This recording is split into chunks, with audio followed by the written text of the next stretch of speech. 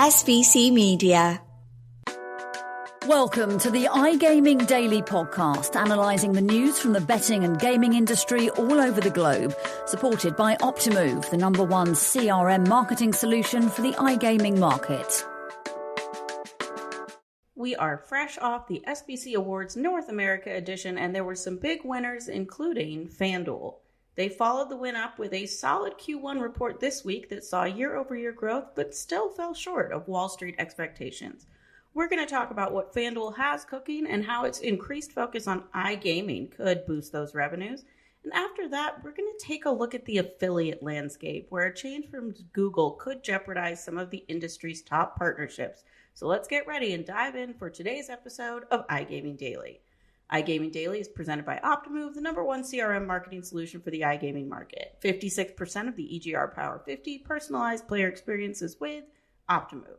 I would hope that if you were in New Jersey last week, you stopped by the stand, you talked about how much you loved iGaming Daily to Optimove, but you can also just give them a call now, get your first free month when you buy Optimove. Just mention iGaming Daily or use the link in the description below. I'm Jessica Wellman, editor of SBC America's, reunited with media manager Charlie Horner. Charlie, we missed you in New Jersey, but I'm told I get to see you in Canada. Yeah, absolutely. Yeah, it looked like a lot of fun last week, and I hope you all enjoyed it. The podcast was still great. Well, thank you. It was very fun. It was a very productive week. We ended with the awards, which at the end of the night, FanDuel just... They got up to be for Sports Betting Operator of the Year. They got off the stage, and then we immediately called them back up again because they were Online Casino Operator of the Year. So big wins for them in the industry. I think they still have a lot of respect. We still think of them as, even though it's FanDuel and DraftKings, I don't know about you, I feel like FanDuel is slightly bigger, is usually my mindset of it. Go ahead. Sorry. Yeah, I feel like we do default towards FanDuel being #1, even though DraftKings would argue differently. I don't know whether that's because they're affiliated with Flutter, who's obviously this huge multinational operator. Well, and I will say, I just have them top of mind, too, because I had the good fortune of working with Martin Elliott on Christian Genetsky's Hall of Fame profile that was the cover of SBC Leaders this year. So getting to talk with Christian about FanDuel, you guys can check that out. We've uploaded an online version to SBC Americas. It's funny, too. I was like, did y'all know this was going to happen in 2018? That it would just be you two just out the gate? And he was like, oh my God, we had no clue. We were hoping. And he was like, because we were at death's door, 10 times. And this was like the last chance. So that was a really interesting read. And then, Q1, decent growth year over year, fell short of kind of what Wall Street thought they were going to do. Anything stand out to you in the results? Well, like you said, Jess, solid revenue growth, solid EBITDA growth in the US particularly. I think we've got to consider really that the comparatives were difficult because of the 2023 launches in Ohio, Massachusetts in Q1 compared to this year, where you sort of had 3 weeks of North Carolina and Vermont. No offense to those guys, but not quite Ohio. And then of course they did go into some detail about the whole Fox bet debacle and how that's sort of impacted the bottom line. Yeah, and this also, to be clear, this is all of Flutter, not just FanDuel. I think, too, what we've heard across many earnings calls is the Super Bowl was pretty painful. Nobody made money there. If anything, they lost money. And ditto, March Madness. You had UConn that was just unbeatable. When you have a heavy favorite like that a lot of people bet futures on, and there weren't a lot of major upsets besides the NC State, it becomes a much less profitable endeavor for you. Although I'm dying to see like Kentucky has been giving, like they reduced how much information they give. And I'm dying to see the March Madness numbers for Kentucky because Kentucky lost in the first round. I was like, I know if you operated in Kentucky, you printed money that first weekend because we all blew money on that. But anyways, you know, when we're thinking about FanDuel, when you think about kind of their brand approach, what do you like or what do you find interesting about the way that they approach the US market? So, I mean, of course, we've historically always a big leader in sports. They've kind of that transition from a DFS operator into a sportsbook that felt like a pretty seamless transition, and they've managed to nail that side of the business, and it's a really strong brand in that aspect.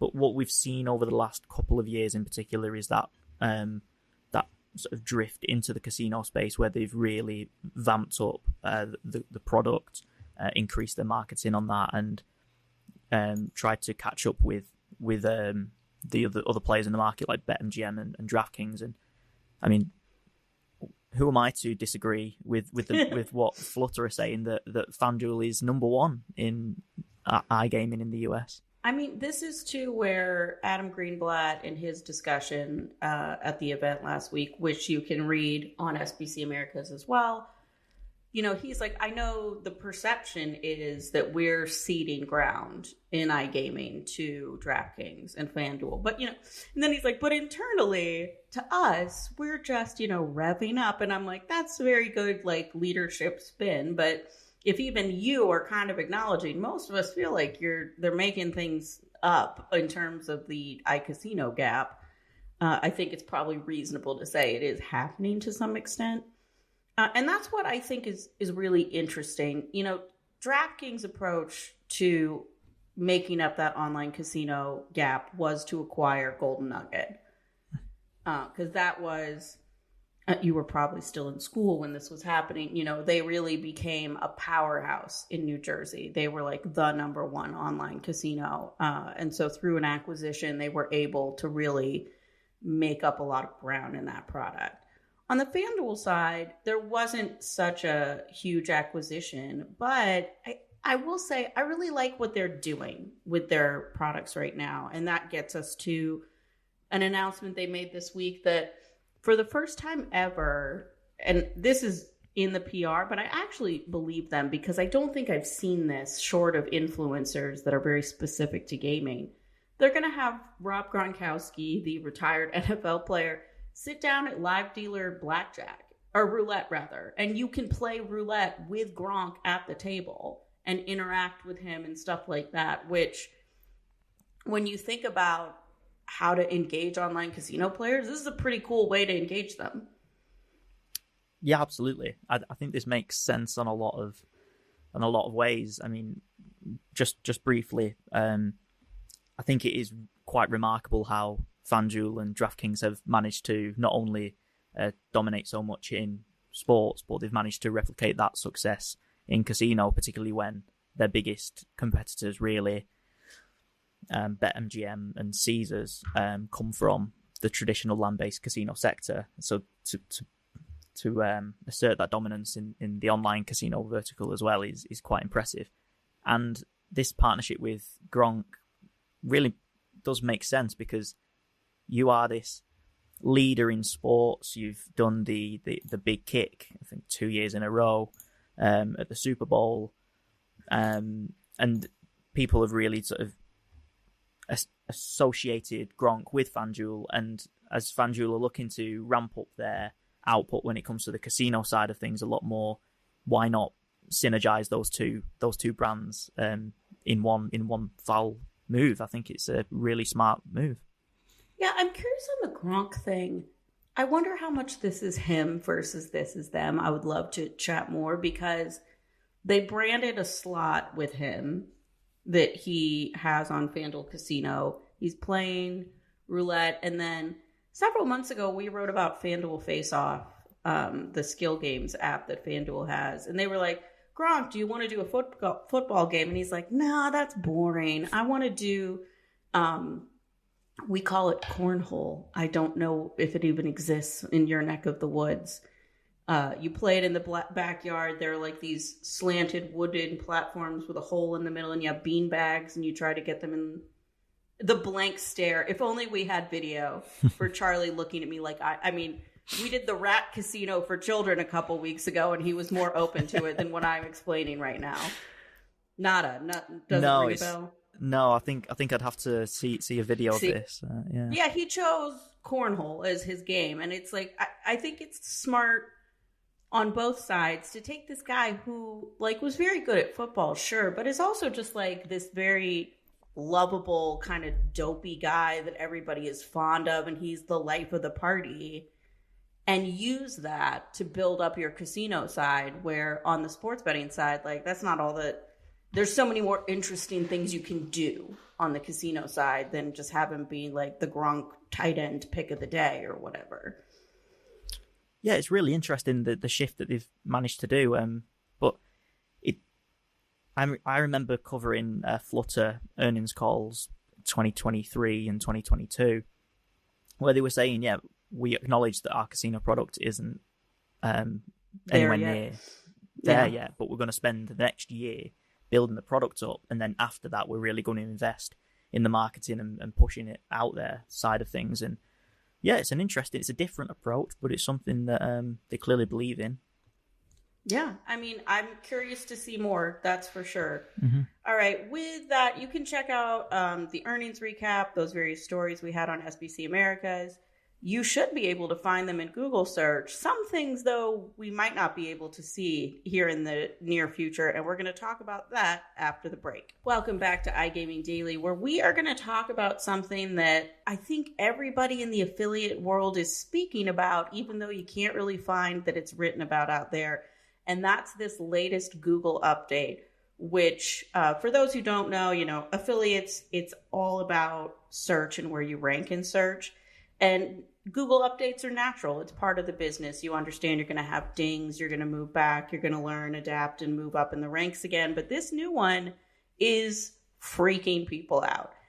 Since I have been in the affiliate space for some time, I figured, Charlie, we'll just kind of flip the script on this, and you can be the one asking the questions, and I can kind of answer them, if that makes sense. Yeah, absolutely, yeah.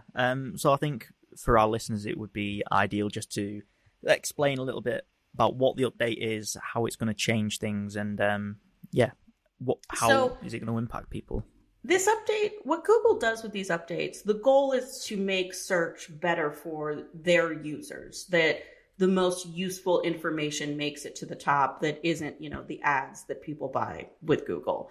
So with this latest update, a lot of what they're doing is targeting people who are overly reliant on AI and people who are kind of using tricks is a strong word, I guess, but in their mind, kind of cheating the system or gaming the system.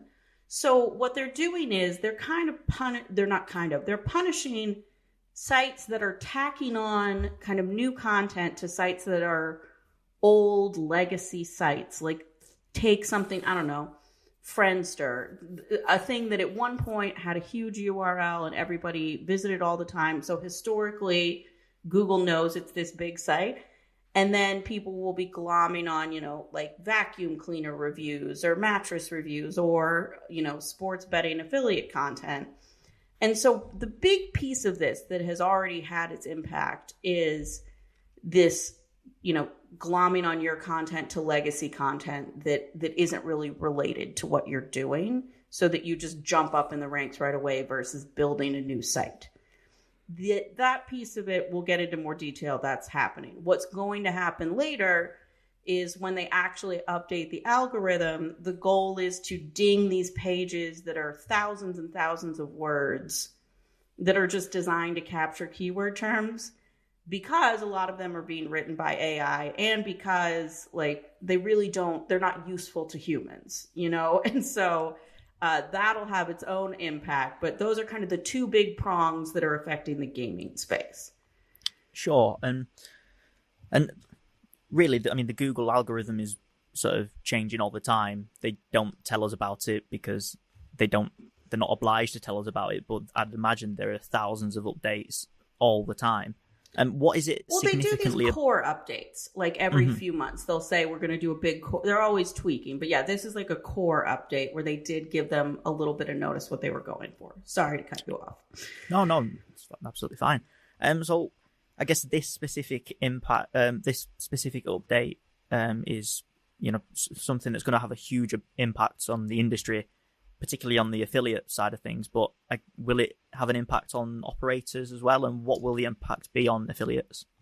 Well, I mean, I think operators are always grateful to have affiliates because it's a source of new customers. Certainly you have to pay for the acquisition, but I think operators want affiliates to succeed as much as affiliates want affiliates to succeed, because at the end of the day, if they're their partner, they're going to get referred to them.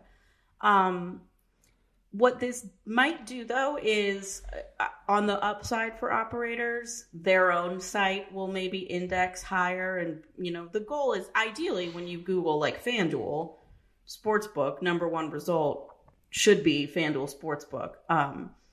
But yeah, it means that for the operators, that an affiliate system is less efficient than it was before, which is not a great thing. For affiliates, it's huge because of these partnerships that they have. Do you know what partnerships I'm talking about or no? If we're about to move on to my next question. My segue. Wink, wink, yes. nod, nod. Yes. Of course I knew that. So much prep we put into this, right? Yeah, absolutely. And this is something that we wrote about a lot last year, is these affiliate companies partnering up with local and regional news outlets, particularly when new state launches are on the horizon, where they provide sports betting affiliate content to the news outlet. Now, from what I can gather, there's going to be a big impact of this Google update on those relationships. Jess, could you just explain how this is going to be affected? Yes. It's already happened, actually. Mm-hmm. So Google will apply what are called manual penalties, where they see that somebody is doing something they don't like and they will manually turn it off, as opposed to an algorithm update. So I think probably the biggest impact this has is on gambling.com. Sportico wrote a very good feature on them just 2 weeks ago about how their partnerships with Gannett and McClatchy, which are two of the biggest publishing newspaper companies in the United States, has really benefited what they're doing. So like you said, when North Carolina rolls out, the North Carolina newspaper is at the ready with a bunch of content supplied by an affiliate that lives on their pages. And these deals, especially for affiliates now that things are kind of drying up, this is where the money is coming from. So it's a big problem. It's not just gambling.com though. Katina has deals like this. Better Collective has lots of deals like this. The big three have inked a lot of deals with Advanced Local and these local papers. What Google has done is overnight, they have what is called de-indexed these search results, where these things that were on these sites, if you search for North Carolina sports betting, they no longer come up. And because of that, some of these operators, talking to people in the space, I've heard some of these papers have already, turned the pages off, and it's what's called 404, where you go and there's nothing there. So they've already just pulled them because this update has happened. These pages are not going to rank, and Google has basically said not cool, yo. And so it really jeopardizes. I'm very curious to see what kind of happens with these partnerships, because now if this remains the case, they have no value, literally no value. And there's been a lot of money invested into these partnerships, and the affiliate space is already tough enough without these kind of updates all the time. And I guess as online publishers, we're always at the behest of these kind of algorithms and Google updates and everything that we're talking about here. What's Google's intentions with these updates? Is it all about the end user, making more user-friendly content? we've spoken before about these sort of pages on affiliate sites where there's just sort of 10,000 words reviewing generic terms and operators and stuff. Are we going to see the end of those and sort of moving towards more user-friendly content? If I've learned anything from being in the affiliate space, it's that SEO specialists are very bright and very creative, and they will come up with new ways to continue to rank. I've heard some affiliates in the space say, like, we're actually okay with at least the page content thing that I was talking about, making sure that there are higher quality pages ranking over a bunch of AI stuff because they believe their content is of a quality that will be rewarded in the system. Google will tell you the end goal is to make the user experience different or as good as possible. I think we all know Google sells ads. Like when you search, these days I feel like the first 5 results I'm being given are something that Google is pushing. So obviously they have something to benefit in this. But yeah, I don't know about you. Maybe this is because I'm an affiliate. When I Google stuff, I can tell right away. Even if I'm searching for a new car or, right now I'm moving and I need boxes and supplies, I can tell right away what is a real site versus what is an affiliate site. And I personally, this is no offense to affiliates, but knowing how the system works, if I'm looking for like the best new suitcase, I'm not going to go to an affiliate because I know better. I'm not going to, because I want to know from travelers what actually is the best suitcase. That I think, users are starting to realize this stuff isn't good. And so I think that this is all for the better and that it will reward the affiliates who are putting out useful content. And there are plenty of people in the space doing that feel very comfortable about where this update is going. Yeah, it seems like it's going to be transformational for the space, and it's going to have a lot of brains really thinking and stressing over the next few months. So it's going to be really interesting to see where everyone's thinking about this in the future. I'm very curious on these SEO pages, as a lot of affiliates call them. That piece hasn't rolled out yet. I think it's in a couple of days. So checking to see where the ranks land after that for the major sites themselves, the gambling.coms, the Play USAs, the action networks of the world, to see where they land after that shuffling. That'll give you a better understanding of how they're rewarding things. But that piece of it, we're still waiting and seeing. But it's a very interesting area to pay attention to. And it's one you're not going to see a lot written about because most gambling content is written by affiliates. And even this story, I tried to write it and it was just very difficult because it had all disappeared already. You can't really tell where it ranked before versus now.